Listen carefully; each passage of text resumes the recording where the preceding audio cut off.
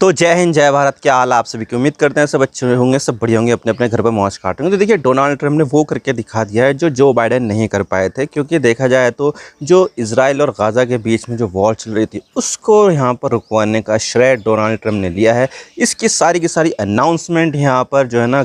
White house से की गई है, डोनाल्ड ट्रंप ने अपने सोशल मीडिया प्लेटफॉर्म से की गई है। जबकि यहाँ पर जो वॉरिंग पार्टी है गाज़ा और इजराइल, उनकी तरफ से ऐसा कोई ऐलान नहीं हुआ। हालांकि देखा जाए तो जो चीज़ थी वो उन्होंने एक्सेप्ट कर ली है, लेकिन यहाँ पर अभी तक भी जो भी अनाउंसमेंट किया गया है वो सब यहाँ पर जो है ना अमेरिका ने ही किया है। तो अमेरिका यहाँ पर जो है ना काफ़ी ज़्यादा बढ़ चढ़कर आगे आ रहा है। और यहाँ पर ऐसा मामला जो है ना डोनाल्ड ट्रंप जो कर रहे हैं वो जो बाइडेन ने अपने दौरान नहीं किया था। अपने दौरान तो यहाँ पर उन्होंने और ज़्यादा जो है ना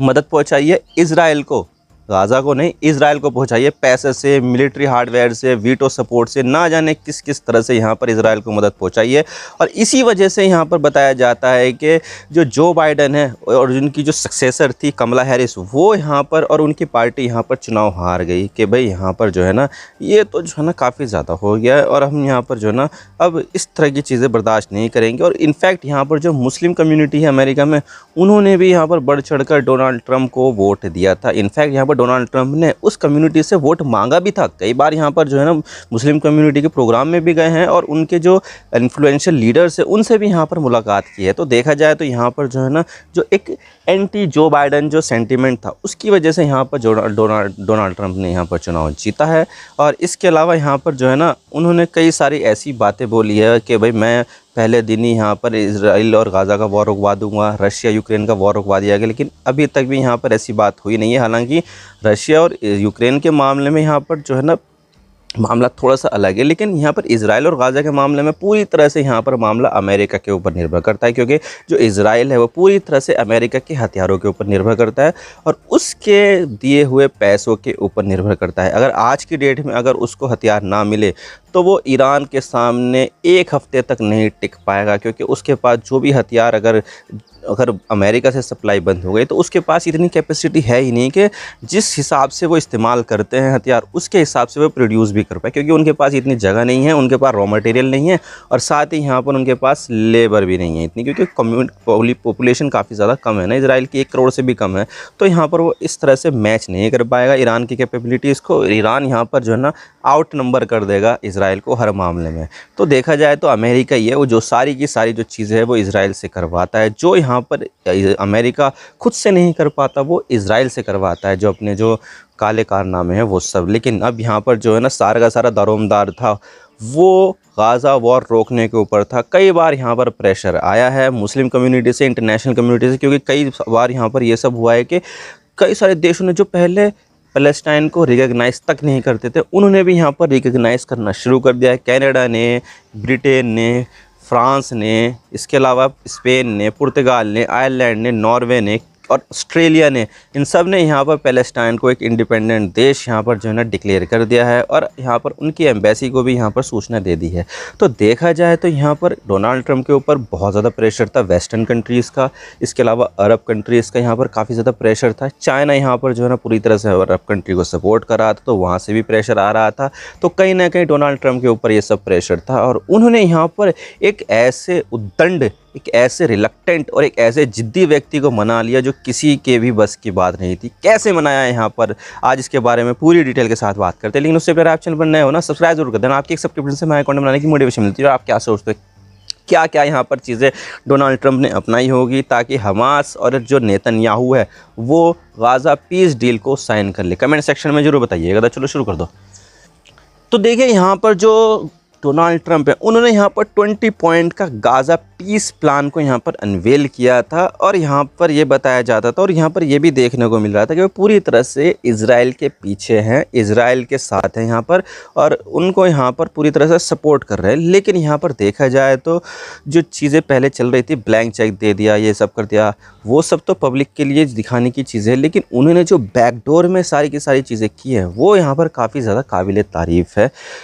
अब देखिए यहाँ पर चीज़ें जो थी वो ऐसी हुई कि गाज़ा पीस प्लान को यहाँ पर उन्होंने अनवेल किया और उसके बाद यहाँ पर क्या हुआ, इजराइल इसके लिए मान गया। बहुत ज़्यादा प्रेशर बनाया था डोनाल्ड ट्रंप ने, उसके बारे में अभी बात करूँगा। लेकिन इसके अलावा यहाँ पर हमास को भी डेडलाइन दे दी थी कि भाई 3 दिन है, 4 दिन है आपके पास, फैसला ले लो, वरना तो यहाँ पर पूरी तरह से अमेरिका का साथ इजराइल के साथ होगा और पूरी तरह से आग बरसेगी तुम्हारे ऊपर। तो बहुत ज़्यादा प्रेशर यहाँ पर उन्होंने हमास के ऊपर डाला और हमास ने भी यहाँ पर जो है ना अपनी मंजूरी दे दी और अपनी जो है ना कह दिया कि चलो ठीक है, हम यहाँ पर जो है इस पीस प्लान को एक्सेप्ट करते हैं, लेकिन कुछ पॉइंट ऐसे हैं जिसके ऊपर हम बातचीत करना चाहते हैं। तो अभी भी यहाँ पर उस चीज़ के ऊपर बातचीत चल रही है और यहाँ पर जो है ना फर्स्ट फेज़ का जो चीज़ें हैं पीस प्लान के अंडर में वो यहाँ पर एक्सेप्ट कर लिया गया है। और इसके अलावा यहाँ पर इजराइल की कैबिनेट में भी यहाँ पर जो है ना चीज़ें चल रही थी कि भाई इस पीस प्लान को एक्सेप्ट किया जाए या नहीं किया जाए, तो इसको भी यहाँ पर अब एक्सेप्ट कर लिया गया है क्योंकि अमेरिका यहाँ पर ये पूरी तरह से चाहता था। अमेरिका के अंडर में यहाँ पर पूरे पूरे लॉ मेकर है इजराइल के, तो कहीं ना कहीं यहाँ पर पूरी तरह से प्रेशर अमेरिका का था, डोनाल्ड ट्रंप का था और इसी वजह से यहाँ पर कैबिनेट से भी चीज़ें सारी की सारी अप्रूव हो चुकी है और अब यहाँ पर जो है ना शांति का मार्ग प्रशस्त हो चुका है। अब देखने वाली बात होगी कि शांति वहाँ पर कब तक आती है। क्या यहाँ पर इजराइल हमले अपने रोकेगा, क्या यहाँ पर मौतों का रुकने का जो मौतें हो रही है वो यहाँ पर रुकेगी, ये तो अभी यहाँ पर आने वाला वक्त ही बताएगा। लेकिन यहाँ पर इसके पीछे क्या यहाँ पर प्रेशर टैक्टिक अपनाई होगी उसके बारे में बात कर लेते हैं कि भाई नेतन्याहू जो पहले बिल्कुल भी यहाँ पर रुकने का नाम ले रहे थे उसको यहाँ पर घुटने के ऊपर ला दिया और यहाँ पर पीस डील के ऊपर साइन करवा दिए। तो चलो उसके बारे में बात कर लेते हैं। तो देखिए सारी की सारी जो चीज़ें चल रही थी वो चल रही थी और यहाँ पर जो है ना डोनाल्ड ट्रंप पूरी तरह से यहाँ पर इजराइल के साथ थे, लेकिन जैसे ही यहाँ पर इजराइल ने कतर के ऊपर अटैक किया, भाई 2 बार अटैक किया उसने और कई राउंड यहाँ पर जो है ना मिसाइलें बरसाई है, जिसमें यहाँ पर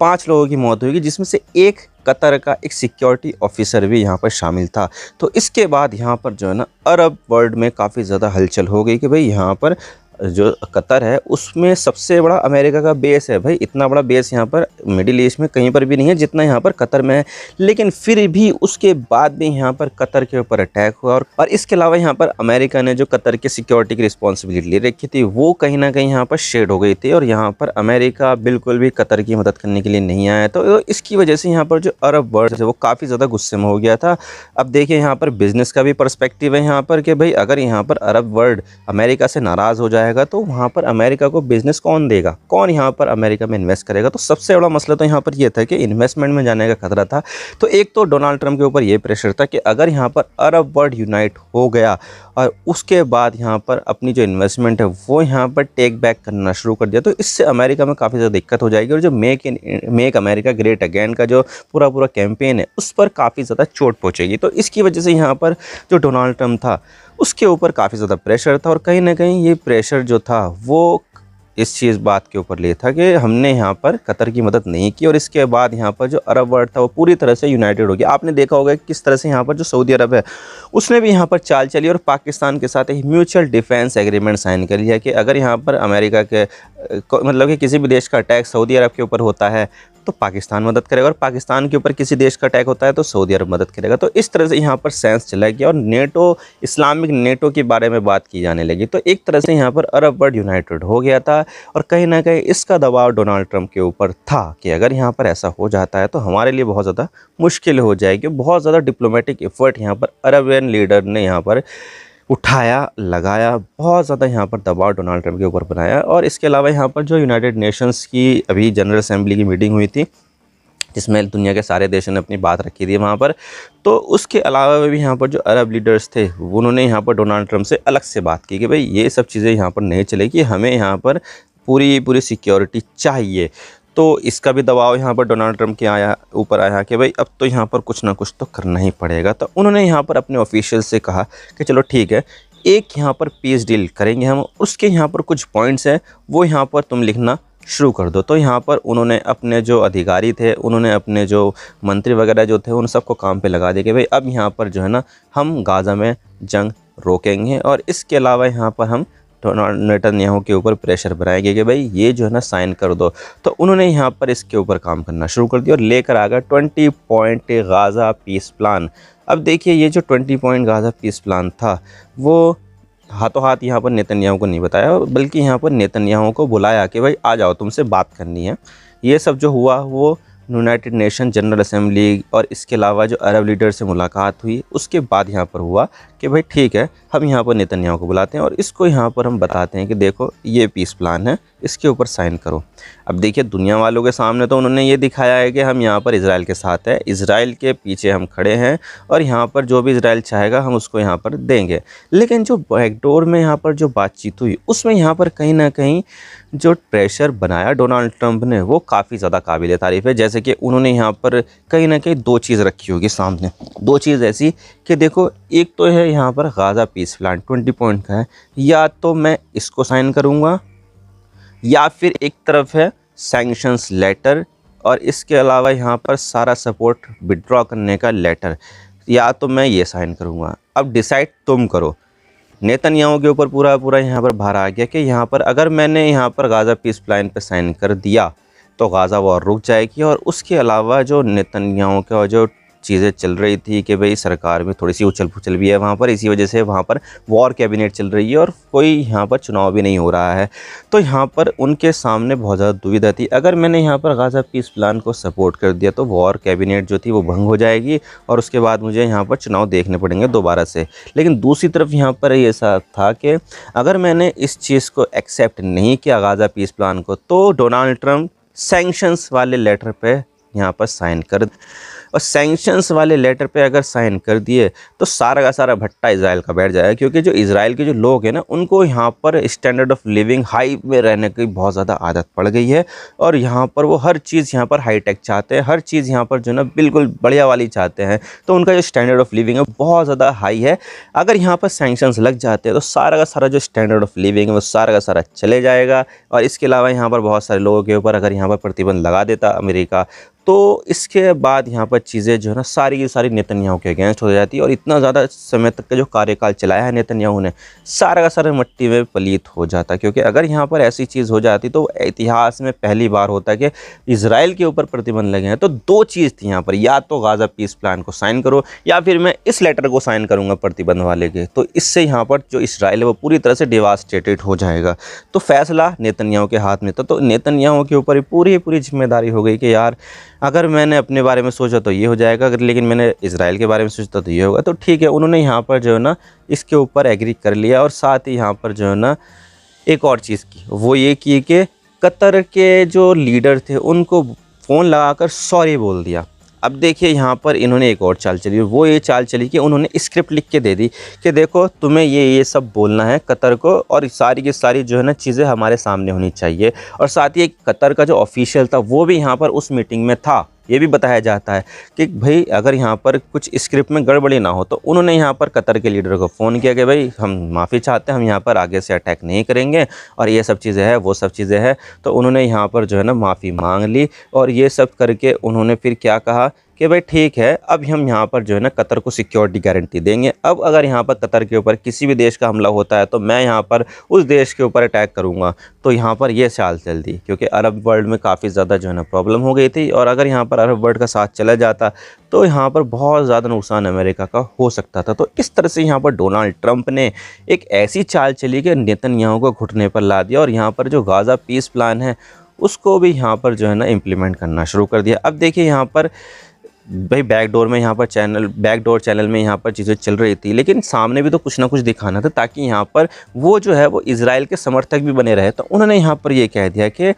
देखो 4 दिन का टाइम है हमास के पास, अगर 4 दिन तक यहाँ पर हमास इसके ऊपर रिएक्ट नहीं करता है या फिर इसको सपोर्ट नहीं करता है तो हम यहाँ पर इजराइल को पूरी छूट दे देंगे, जो मर्जी करना है तुम्हें करो, पूरी तरह से यहाँ पर जो है ना एक जहन्नुम बना दो उसको।